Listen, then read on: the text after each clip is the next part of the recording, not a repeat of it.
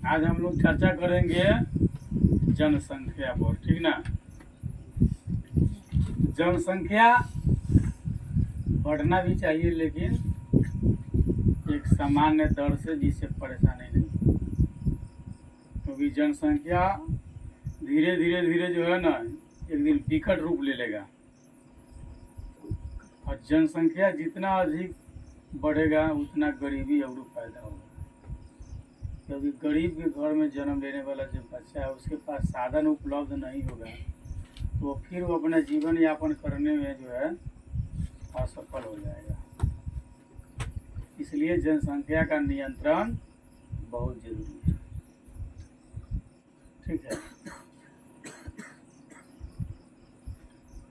बिहार में जनसंख्या वृद्धि के कई सारे कारण होते हैं, ठीक है। जैसे पहला बात गर्म जलवायु है, पहली बात। दूसरा संयुक्त परिवार प्रथा है, यहाँ तो परिवार के कई सारे सदस्य मिलकर एक ही साथ रहते हैं। तीसरा है बाल विवाह, ठीक ना, बचपन में शादी विवाह कर दिया जाता है। चौथा कारण अशिक्षा, लोग पढ़े लिखे नहीं है। पांचवा कारण गरीबी, और छठा कारण है परंपरागत मान्यताएं, बहुत सारी मान्यता उसके वे भी है। और सातवां परिवार नियोजन के प्रति जागरूक का अभाव, लोग परिवार नियोजन के प्रति जागरूक नहीं है, लोग उतना जानते नहीं है, और कई सारे कारण है, ठीक है। बिहार राज्य में अत्यधिक रूप से बढ़ती जनसंख्या को नियंत्रण करने के लिए जो है सबसे पहले करना होगा तीव्र आर्थिक विकास। लोगों की स्थिति जो है जीवन यापन में सुधार लाना होगा, उनकी आर्थिक स्थिति को विकास करना पड़ेगा। परिवार नियोजन सबको अपनाना होगा। धन तथा आय का समान और न्यायपूर्ण वितरण करना होगा। आय कितना है उसके हिसाब से खर्च करना पड़ेगा। आत्म संयम लोगों के अंदर रखना पड़ेगा। शिक्षा का प्रचार करना पड़ेगा, शिक्षा को दूर दूर तक, घर घर तक फैलाना पड़ेगा। लोगों को जागरूक करना पड़ेगा। और इस सब में सबसे ज़्यादा योगदान सरकार यदि प्रयास करता है तो सफलता ज़्यादा तेजी से मिलेगा। यदि सरकार प्रयास नहीं करता है तो समाज के सबसे निचले स्तर के लोगों को जो है शिक्षित होना इतना आसान नहीं है। नहीं, एजुकेशन अब एक तरह से समझिए वह जो है कि ना व्यापार बन गया। बिना पूंजी वाला आदमी एजुकेशन जो है प्राप्त नहीं कर सकता। फ्री में पढ़ना होगा तो कम से कम 10-15 हज़ार के मोबाइल खरीद के रखना होगा ना, हर महीना जो है कम से कम रिचार्ज करवाना पड़ेगा, फ्री ऑफ कॉस्ट होगा तो ये। चलिए तो हम देखते हैं राष्ट्रीय जनसंख्या नीति 2000 क्या है, ठीक है। राष्ट्रीय जनसंख्या नीति 2000 पर हम चर्चा करेंगे, यानी कि वर्ष 2000 में जब बनाया गया। तो भारत में 9वीं पंचवर्षीय योजना 1997 से 2002 के अंतर्गत स्वीकार किया गया है, ठीक ना। कौन पंचवर्षीय योजना? 9वीं पंचवर्षीय योजना।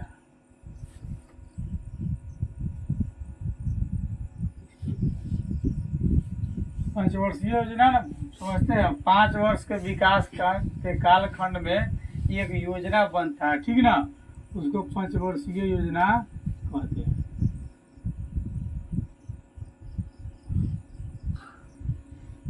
नौवीं पंचवर्षीय योजना जो है 1997 से 2002 के अंतर्गत में आता है। 1997 से 2002 के कालखंड है, ठीक है। 9वीं पंचवर्षीय योजना जो है कब बनाया गया? 1997 से 2000, यानी पंचवर्षीय योजना 5 वर्ष का होता है। ठीक है, तो 9वीं पंचवर्षीय योजना में यह माना गया कि दीर्घकालीन विकास तथा जनसंख्या में घनिष्ठ संबंध है। उस समय लोगों ने माना दीर्घकालीन विकास मतलब लंबी अवधि में जो विकास हुआ है, तो विकास का धीरे धीरे होना और जनसंख्या दोनों में घनिष्ठ संबंध है। ठीक है, दीर्घकालीन मतलब बहुत दिन में किसी काम को हो जाना चाहिए जल्दी, लेकिन बहुत दिनों में होता है, तो ये हो गया दीर्घकालीन विकास हो गया। ठीक है ना, यानी कि सस्टेनेबल डेवलपमेंट। तो दीर्घकालीन विकास और जनसंख्या में क्या है? बहुत बड़ा घनिष्ठ संबंध है। अब अभी पंचवर्षीय योजना 1997 से 2000 में जब बना, ठीक है, 5 वर्षों के लिए, तो उसमें यह स्वीकार कर लिया गया कि भारत के दीर्घकालीन विकास और जनसंख्या ये दोनों में संबंध है।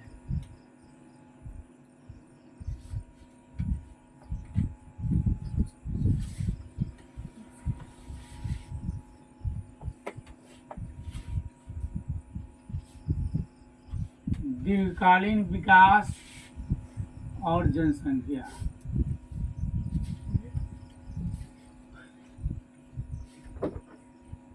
ये दोनों में संबंध है। दीर्घकालीन विकास का मतलब धीरे धीरे विकास होना,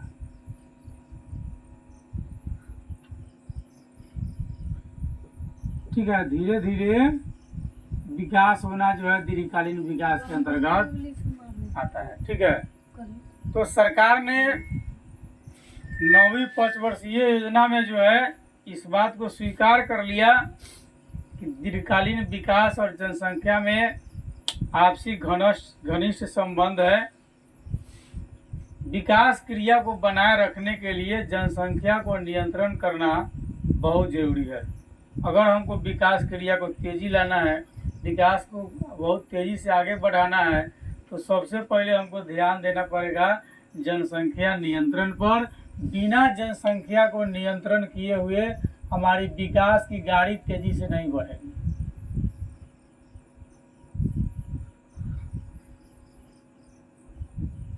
बिना जनसंख्या नियंत्रण के जो है विकास के पथ तेजी से न दौड़ेगा,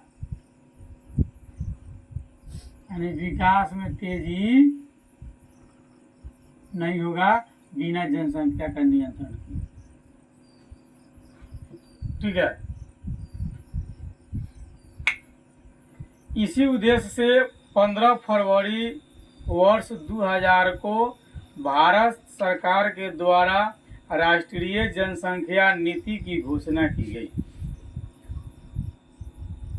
ठीक ना, सरकार ने जब देखा कि दीर्घकालीन विकास और जनसंख्या में बहुत घनिष्ठ संबंध है और विकास की क्रिया बना करके रखना है, ठीक ना, लोगों को जीवन सुलभ बनाना है, तो उसके लिए जनसंख्या का नियंत्रण बहुत जरूरी है।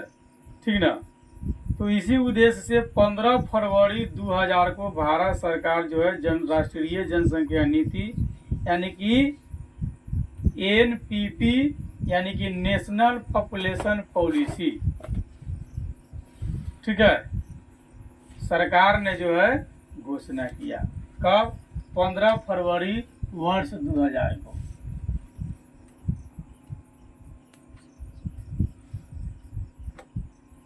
पंद्रह फरवरी 2000 को, ठीक ना, सरकार ने राष्ट्रीय जनसंख्या नीति की घोषणा की।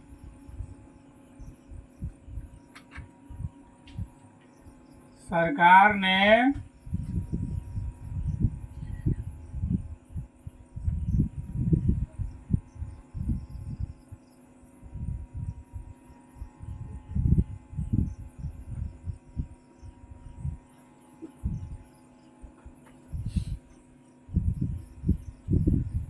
राष्ट्रीय जनसंख्या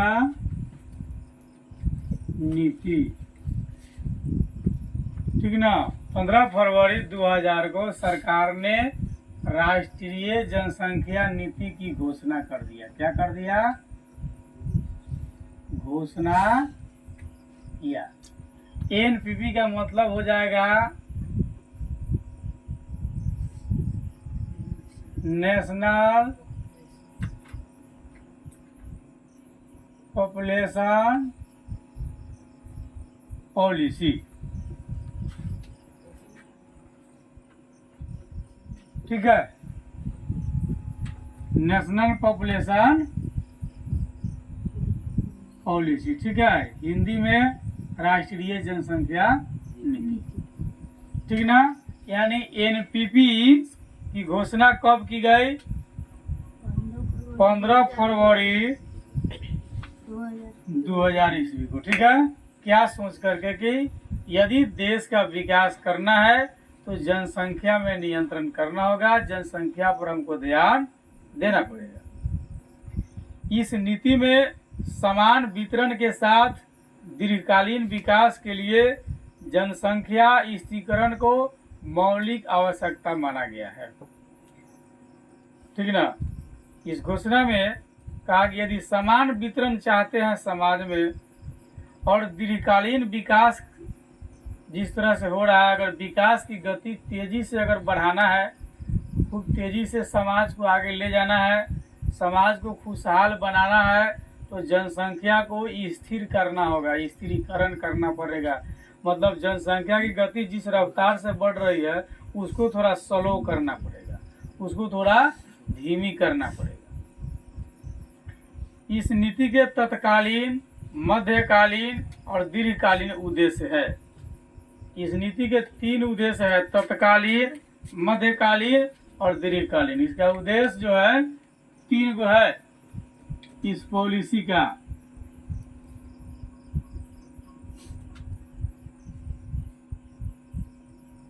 तत्कालीन, मध्यकालीन,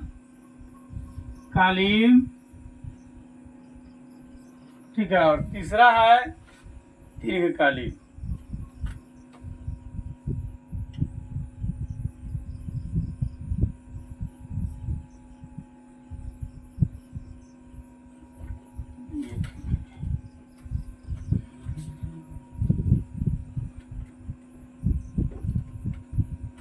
ठीक है, तो इस नीति का जो है उद्देश्य 3 है, तत्कालीन उद्देश्य, मध्यकालीन और दीर्घकालीन।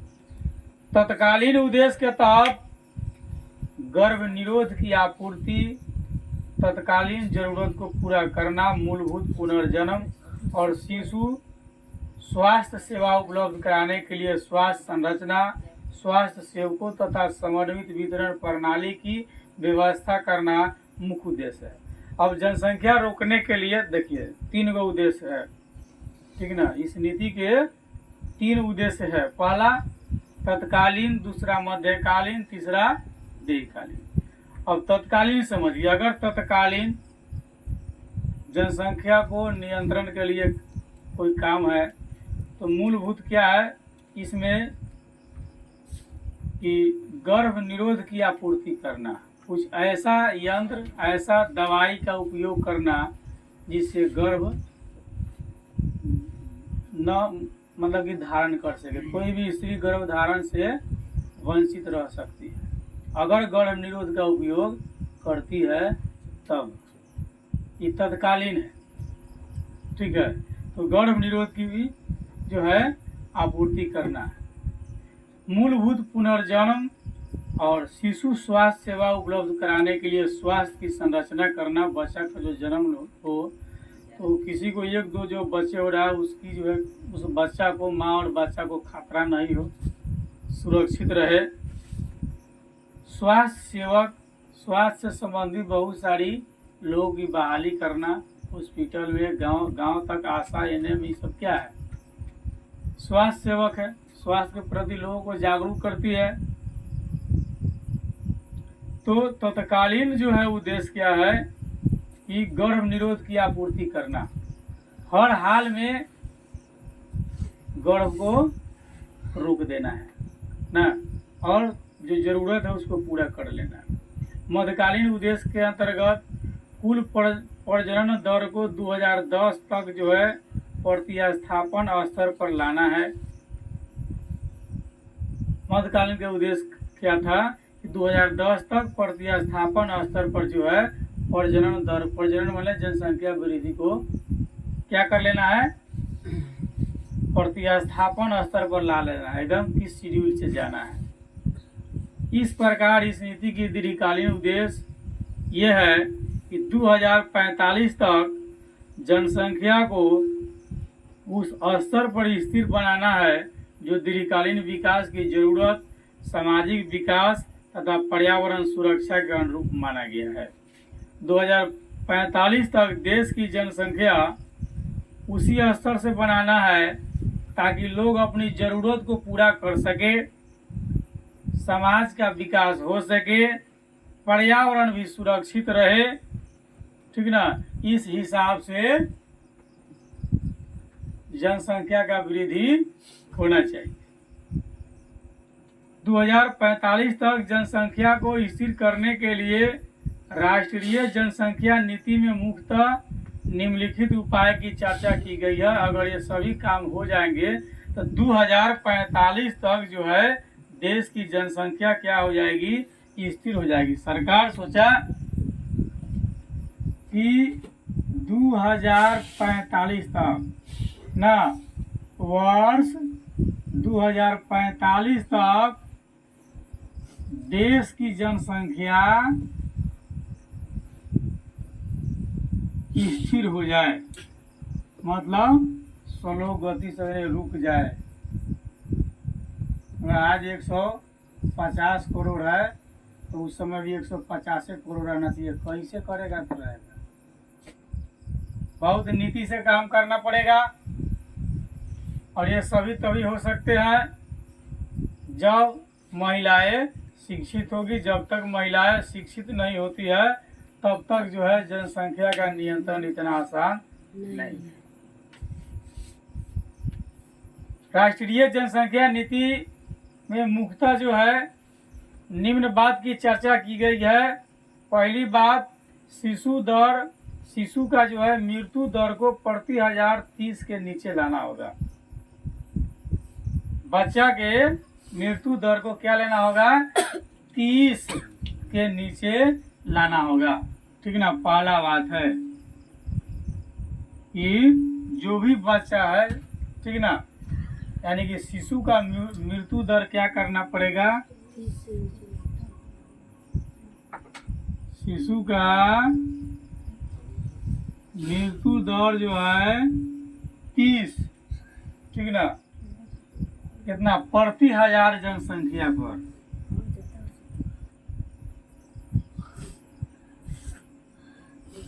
प्रति 1000 जनसंख्या पर शिशु का मृत्यु दर कितना होना चाहिए, 30 होना चाहिए। दूसरा, मातृ मृत्यु दर के प्रति जो है प्रति लाख 100 के नीचे लाना होगा। यानी 1 लाख महिला में किसी कारण से 100 महिला जो है मर जाती है।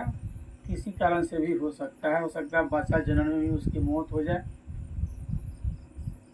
नहीं, इस समय जन्म देती है उसी समय उसका जो है मौत हो सकता है, इसकी गारंटी कोई नहीं लेगा। तीसरा है सार्वजनिक प्रतिरोध, इससे भी जनसंख्या में नियंत्रण किया जा सकता है। चौथा, प्रशिक्षित लोगों द्वारा अच्छे अस्पतालों में 80% प्रसव कराना। जब बच्चा का जन्म जिस समय हो रहा हो तो लोग जो है जानकार हो, प्रशिक्षित हो और बढ़िया अस्पताल में उसका यदि प्रसव कराया जाता है, यानी कि अच्छे अस्पताल में 80% प्रसव अगर कराया जाता है तो माँ और बच्चा दोनों को जो है नुकसान नहीं होगा। पांचवा है एड्स के प्रति लोगों को जागरूक करना तथा इसे रोकने का उपाय करना कि एड्स कैसे फैलता है, इस पर लोगों के साथ चर्चा कर लेना, ठीक ना। एड्स फैलने का मूल रूप से जो है, जैसे मान लीजिए ये महिला है, ठीक है, उसके बाद में पुरुष है 1 2 3 4 5 6, दोनों बड़ा नहीं, ठीक है ना।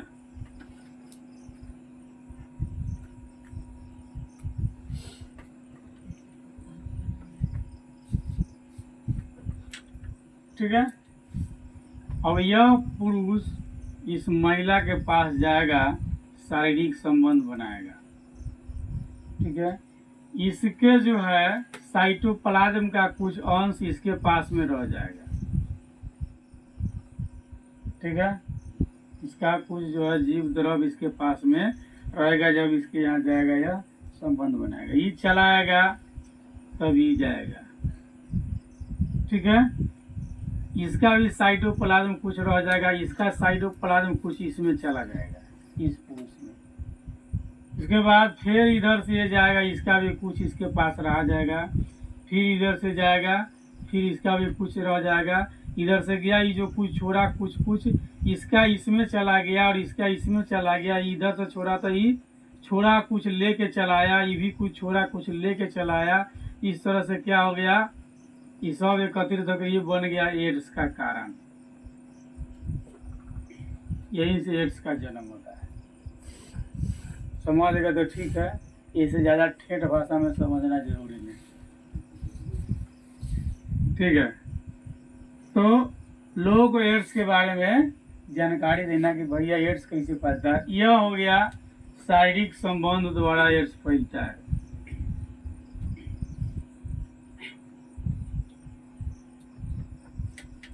दूसरा, इफेक्टिव सुई से भी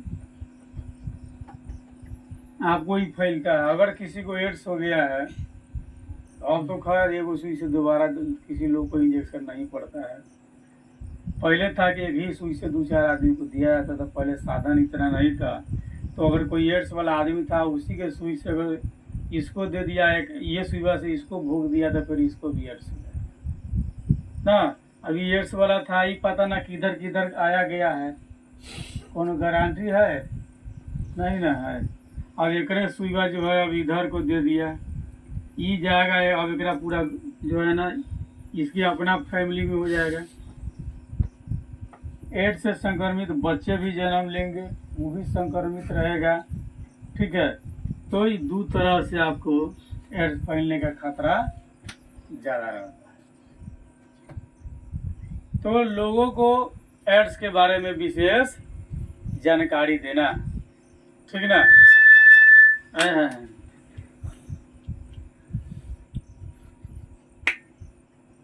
जागरूक करना और इसको रोकने का उपाय करना कि भैया सुधर जाओ, न तो इसका दूसरा कोनो उपाय नहीं है। अगला बात, 2 बच्चों के छोटे परिवार को अपनाने के लिए प्रोत्साहन देना। सरकार प्रोत्साहन देगी, सरकार एक योजना ले आएगी कि जिसके परिवार में केवल 2 बच्चे होंगे, केवल 2 बच्चे होंगे, उसको प्रोत्साहन मिलेगा। क्या मिलेगा? प्रोत्साहन, यानी सरकारी लाभ मिलेगा जिसके परिवार में केवल 2 बच्चे हैं। तो इससे भी जनसंख्या का नियंत्रण होगा, लोग 2 से ज्यादा जनसंख्या नहीं बढ़ाएगा। 7वां है सुरक्षित गर्भपात के लिए सुविधाओं में वृद्धि करना। अगर कोई गर्भपात कराना, जैसे गर्भपात अगर करा रहा है तो उसको सुरक्षा मिलना चाहिए। गर्भपात के दौरान उसको जो है मौत नहीं होना चाहिए, ठीक है ना। गर्भपात में 2 बातें आती है, ठीक ना। क्या करना? गर्भपात, अंग्रेजी में अबॉर्शन कहते हैं। काजी का हाल है, बड़ी दूर से देखा था। तो अगर किसी को 2 बच्चे हो गए हैं, अब फिर से महिला गर्भवती हो गई, अल्लाह देवा तब न हुआ। तो क्या करना चाहिए? अब किसी को न हो बाल बच्चा होता है तो शहरे शहरे दौड़ता है, आज ये डॉक्टर के यहाँ ना, बिहानो डॉक्टर के यहाँ, परसों भगत के यहाँ, तरसों भगत के यहाँ, निरंतर दौड़ते दौड़ते पूरा पैसा को उड़िया देता है। कहला हमारा बाल बच्चा न होगा, कोनो उपाय लगाओ। ठीक है। और किसी को जब 2 बच्चे हो गए हैं, सरकार का दिशा निर्देश है कि 2 बच्चे वाले परिवार को सरकारी प्रोत्साहन राशि दी जाएगी। तो अब इसके लिए तो कोई विकल्प नहीं है, क्या करेगा? एबॉर्शन ही करवाएगी, यानी गर्भपात ही करवाएगी जो परिवार होगा। तो गर्भपात में खतरा ज्यादा होता है, क्योंकि गर्भ में ही शिशु को खत्म कर दिया जाता है। यह विभिन्न सारा तरीका होता है उसके तहत जो है, तो इसमें खतरा ज्यादा होता है। तो यदि कोई गर्भपात करवाती है तो सुरक्षित उड़ाना चाहिए, यानी कि उसको सही सुविधा मिलना चाहिए अगर गर्भपात करवाती है। तो कोनो करवावे नहीं करेगा तो ज्यादा 2 गो है तो 3 गो हो जाते का, फिर 3 गो है तो 4 गो हो जाते, 4 गो है तो 5 गो, एकदम में 8 गो थोड़ी हो जाते, 5 गो होते, 6 गो होते, 7 गो, 8 गो, 10 गो, 11 गो, 12 गो तक तो 1 दर्जन होगा, 16 गो हो जाएगा तब ना ओकरा के अपनी के भाषा में कहली 1 सुरहिया। ठीक है। तो यदि समझदार लोग है, गर्भपात कराना चाहता है तो गर्भपात सुरक्षित होना चाहिए और उसको सुविधा, सारी सुविधा मिलना चाहिए। ठीक है, ये बात है। अगला है बाल विवाह को रोकने के कानून को सख्ती से पालन करना, कि बाल विवाह पर हर हाल में रोक लगाया जाए। क्या? बाल विवाह पर रोक लगाया जाए, बाल विवाह नहीं होगा। यदि किसी लड़की की शादी 18 वर्ष से कम में होती है तो, और यदि किसी लड़का का शादी 21 वर्ष से कम में होता है तब,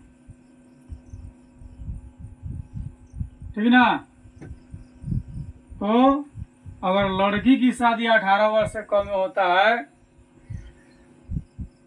तो उसके माँ बाप को जुर्माना भरना पड़ेगा, जेल जाके खिचड़ी खाना पड़ेगा। यदि किसी लड़का का शादी जो है 21 वर्ष से कम में होता है तो उसके माँ बाप को जाकर जेल जाके खिचड़ी खाना होगा। और लड़का लड़की अपना से करता है तो दोनों को बैठ के जेल में खिचड़ी खाना होगा। यानी कानूनी दंड प्रक्रिया जब अपनाया जाएगा तो इस पर रोक लग सकती है और वो सख्ती से इसका पालन करना होगा। अभी तो समाज में बहुत सारी बच्चियों की शादी 14 साल, 15 साल, 16 साल में कर दिया जाता है। 18 साल का होगा तब तक उसको 1-2 गो लड़का फैका रहता है नहीं। और महिला लगभग 40 वर्ष अंडर तक जो है कि वो जन्म कर सकती है। और 2-2 साल में एक बच्चे को जन्म दी गई और 16 साल में शादी हो गया तो जोड़िए 24 साल बचा।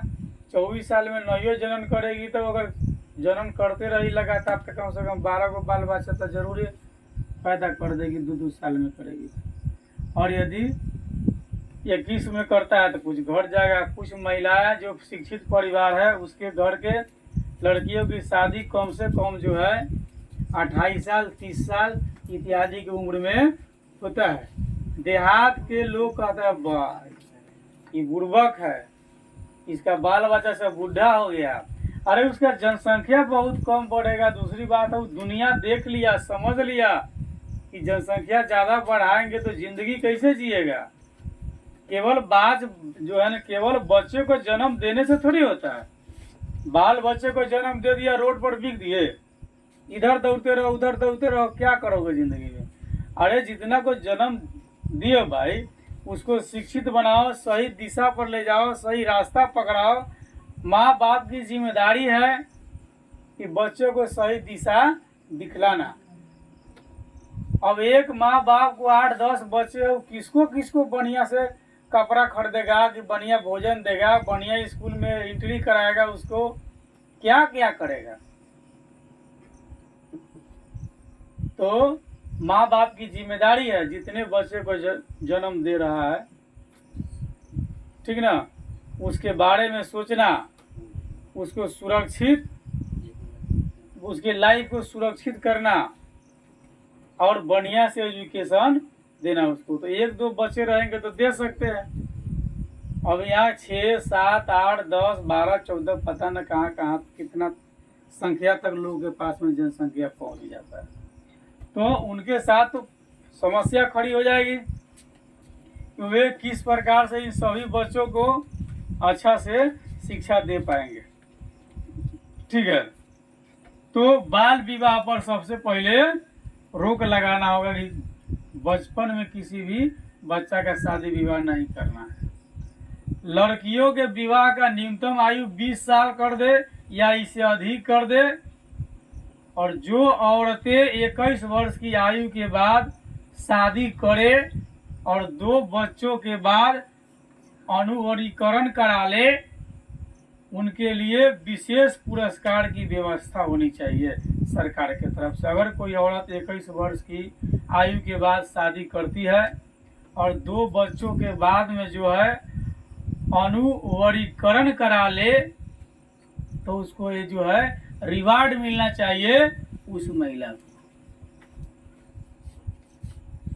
अगला है, प्रधानमंत्री की अध्यक्षता में राष्ट्रीय जनसंख्या नीति पर नजर रखने के लिए नेशनल कमीशन ऑफ पॉपुलेशन का गठन किया जाना चाहिए। NCP, ठीक है, का गठन होना चाहिए कि जनसंख्या के नीति पर वो हमेशा नजर बना करके रहे। इस नीति में 2012 तक जनसंख्या को 1100 मिलियन तक सीमित रखने के लिए 10 वर्षों के लिए एक एक्शन प्लान की चर्चा की गई है, जिसमें निम्न बातें हैं। ठीक है, वो बातें इस प्रकार है कि 2012 तक देश की जनसंख्या को इतना रखा जाएगा। यदि 2012 तक 1100 मिलियन तक ही रखना था। ग्राम पंचायत स्तर पर जो है स्वयं सेवी वर्ग, सेल्फ हेल्प ग्रुप बनाए। ग्राम पंचायत स्तर पर जो है स्वयं सेवी वर्ग बनाया जाए, जिसमें मुख्यतः गृहिणियां होगी, मतलब महिलाएं ही होंगी, जो स्वास्थ्य कार्यकर्ता तथा पंचायत के संपर्क में हमेशा रहेगी। प्रारंभिक शिक्षा को अनिवार्य और निःशुल्क कर दिया जाए, ताकि लोग प्रारंभिक शिक्षा प्राप्त कर कुछ बात को जान ले, कुछ जानकारी ले ले, ताकि वे भी जनसंख्या नियंत्रण पर विशेष ध्यान दे। ठीक है, जितना कम जनसंख्या होगा, लोग का आर्थिक स्थिति उतना बढ़िया रहेगा। जितना ज़्यादा जनसंख्या रहेगा, उतना ही लोगों का आर्थिक स्थिति खराब रहेगा। जन्म और मृत्यु के साथ साथ विवाह एवं गर्भाधान के रजिस्ट्रेशन को भी अनिवार्य बनाया जाए। ये मेन बात है। अगर किसी का जन्म होता है तो रजिस्ट्रेशन होता है। जन्म और मृत्यु का क्या होता है? रजिस्ट्रेशन, यानी कि पंजीकरण होता है। क्या होता है? पंजीकरण होता है। अगर कोई जन्म लेता है तो जन्म प्रमाण पत्र बनता है, रजिस्ट्रेशन होकर अगर किसी की मृत्यु हो जाती है तो उसका भी पंजीकरण करके उसको मृत्यु प्रमाण पत्र दिया जाता है। जन्म होने पर जन्म प्रमाण पत्र दिया जाता है। ठीक उसी तरह अगर कोई महिला गर्भधारण करती है तो उसका भी रजिस्ट्रेशन होना चाहिए, यानी कि गर्भ का भी रजिस्ट्रेशन होना चाहिए। जब गर्भधारण करती है तो इसका भी रजिस्ट्रेशन होना चाहिए कि कौन महिला गर्भधारण की और कई नंबर गर्भधारण की है। पहला गर्भधारण कर ली तो बच्चा है कि लड़का है कि लड़की, दूसरा गर्भधारण किया तो लड़का हुआ कि लड़की, फिर तीसरा किया है कि चौथा किया है, इस पर सरकार विशेष ध्यान दे। जन्म मृत्यु की तरह जो है, अगर किसी की विवाह होती है तो विवाह का भी पंजीकरण होना चाहिए। बिना पंजीकरण के विवाह नहीं होगा, ठीक ना। समाज में जिस तरह जन्म और मृत्यु का पंजीकरण होता है और सर्टिफिकेट दिया जाता है, उसी तरह गर्भधारण अगर कोई महिला करती है उसका पंजीकरण होना चाहिए, और किसी का विवाह होता है तो उसका भी पंजीकरण होना चाहिए। बिना पंजीकरण के अगर यदि किसी का विवाह हो रहा है तो पुलिस आएगा और उस सबको उठा करके ले जाएगा, क्योंकि जैसे वो पंजीकरण कराने के लिए जाएगा तो वहाँ पर लड़का और लड़की का जो है जन्म प्रमाण पत्र मांगा जाएगा, जिसके आधार पर देखा जाए कि लड़का और लड़की की आयु सही है कि नहीं। अगर आयु गलत होगा तो फिर कानूनी प्रक्रिया उसके साथ की जाए कि कम आयु में आप शादी विवाह नहीं कर सकते। अगर ऐसा होता है तो देश की जनसंख्या को सुधारने में, कंट्रोल करने में बहुत ज़्यादा मदद मिलेगा, ठीक है।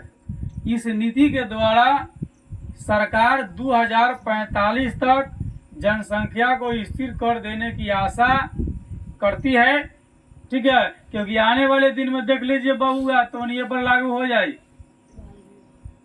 ठीक ना। जन्म और मृत्यु पंजीकरण हो गई बा तो के जन्म प्रमाण पत्र बन गई, ना बनवैले तो बनवावे के पड़ी, ठीक बा।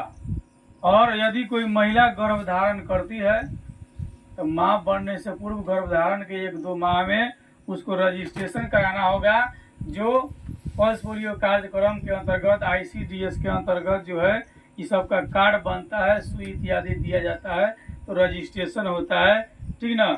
ये महिला कितने महिला गर्भधारण की है किस क्षेत्र से, और ये कैमा गर्भधारण किया है, पहला है, दूसरा है, तीसरा है, चौथा है, पांचवा कितना हो, जहाँ तक चले जाइए तो ऊपर वाला का देन है। और विवाह भी अगर होता है तो बिना पंजीकरण के विवाह भी नहीं होगा। सरकार ऐसा जो है सिस्टम पूरा सोच करके रखे हुआ है। गवर्नमेंट का सोच कि 2045 तक जनसंख्या को स्थिर कर देना है, सरकार इस आशा में है। लेकिन इस नीति की आलोचना में यह कहा जाता है कि सरकार ने जनसंख्या नियंत्रण का सारा बोझ औरतों पर ही डाल दिया है। औरतें, यानी कि कहने का मतलब जो है कि सरकार कह रही है कि जनसंख्या बढ़ाने में औरत का ज्यादा हाथ है। सारा बोझ किस पर डाल दिया है? औरतों पर, ठीक ना। अब गर्भ निरोधक गोली कौन खाएगी? औरत। जनन के लिए ऑपरेशन कौन कराएगी? औरत, ठीक ना। विभिन्न प्रकार के अगर गर्भपात कराना है तो कौन कराएगी? औरत। सारी जिम्मेदारी किस पर डाल दिया गया? औरत पर। अब मर्दों को स्वतंत्र छोड़ देता है, मर्दों को स्वतंत्र छोड़ देता है। तो 2 बच्चों के बाद अनुवरीकरण के लिए औरतों के साथ साथ मर्दों को भी प्रोत्साहन दिया जाना चाहिए कि जो मर्द नसबंदी कराएगा उसको 5,000 रुपया दिया जाएगा, ठीक है। केवल औरतें क्यों कराएगी? मर्द भी कराए, मर्द को भी स्वतंत्र नहीं छोड़ा जाएगा, ठीक है। इसलिए 2 बच्चों के बाद अनुवरीकरण यानी कि बांधेकरण, नसबंदी जिसको बोलते हैं हमने, की प्रक्रिया औरत के साथ साथ मर्दों को भी कराना पड़ेगा। मर्द भी अगर कराता है तो उसको प्रोत्साहन राशि मिलेगा, पैसा मिलेगा। और जनसंख्या नियंत्रण का बोझ औरतों और मर्दों पर बराबर बराबर पड़ना चाहिए, क्योंकि जनसंख्या के वृद्धि में औरत और मर्द दोनों का योगदान है ना। अकेले औरत जनसंख्या बढ़ा लेती है क्या सचिन तेंदुलकर? बात सही है। हाँ, चलिए आगे चलते हैं। राज्य में भी गाडगिल फार्मूला के अंतर्गत राष्ट्रीय जनसंख्या नीति 2000 को अपनाने की सिफारिश की गई है कि राज्य सरकार भी इस नियम को अपनाए। ठीक है। और ग्राम पंचायत स्तर पर स्वयंसेवी वर्ग महिलाओं के एक ग्रुप बनाए, जो महिलाएं आशा कार्यकर्ता हो, स्वास्थ्य कार्यकर्ता हो और पंचायत के विभिन्न सारे लोगों से संपर्क में वह रहता हो, लोगों को सही सलाह दे सके। महिलाओं के लिए प्रारंभिक शिक्षा अनिवार्य कर दिया जाए कि हर हाल में महिला को पढ़ना है। ठीक है। और उसको प्रोत्साहन दिया जाए जो महिला पढ़ती है। जन्म मृत्यु के साथ साथ जिस तरह जन्म मृत्यु का पंजीकरण होता है, उसके साथ साथ विवाह का भी पंजीकरण होना चाहिए। उसके साथ साथ अगर कोई महिला प्रेगनेंसी यानी कि प्रेगनेंसी जो है, जरा के प्रेग्नेंट लोग कहल अंग्रेजी में, उसका भी रजिस्ट्रेशन होना चाहिए अनिवार्य रूप से। ठीक है। अगर सभी राज्य सरकार इस प्रकार की कार्य करती है तो जनसंख्या का नियंत्रण संभव है। जिस राज्य का जनसंख्या पर नियंत्रण हो जाएगा, उस राज्य की आय जो है बढ़ जाएगा। विशेषकर बिहार जैसे घनी आबादी वाले राज्य के लिए जनसंख्या नियंत्रण करना निहायत ही जरूरी है। बहुत जरूरी है कि बिहार का जनसंख्या नियंत्रण किया। यदि ऐसा नहीं होगा तो बिहार के प्रति व्यक्ति आय में हमेशा जो है धीरे धीरे कमी होती जाएगी और साथ ही बिहार में गरीबी और बेरोजगारी जैसी समस्या और ज़्यादा पैदा हो जाएगा। लोगों के साथ और कई सारी परेशानी हो सकती है। ठीक है। लोगों के साथ जो है कई सारी परेशानी हो सकती है, क्योंकि जनसंख्या अगर बढ़ती रही तो लोगों के आय घट जाएगा, गरीबी और बेरोजगारी की समस्या जो है पैदा हो जाएगी।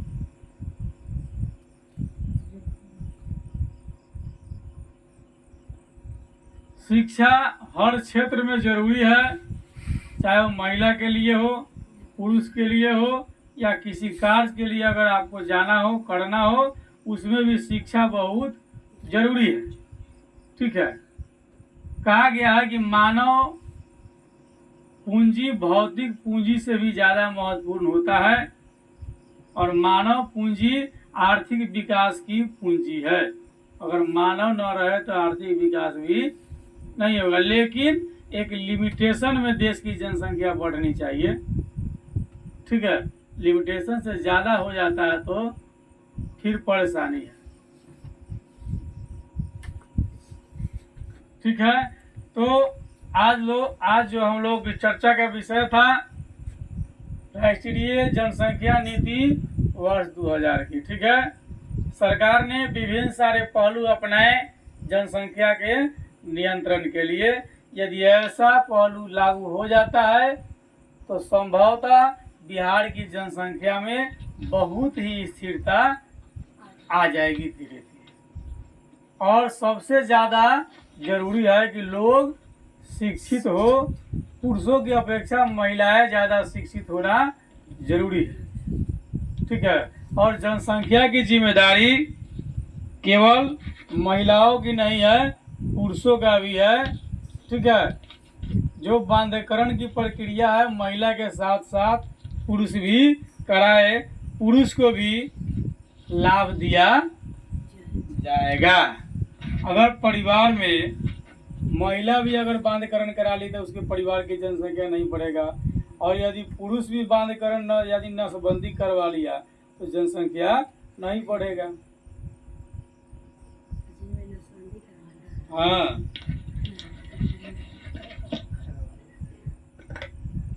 ससीने लोग कोई था तोरा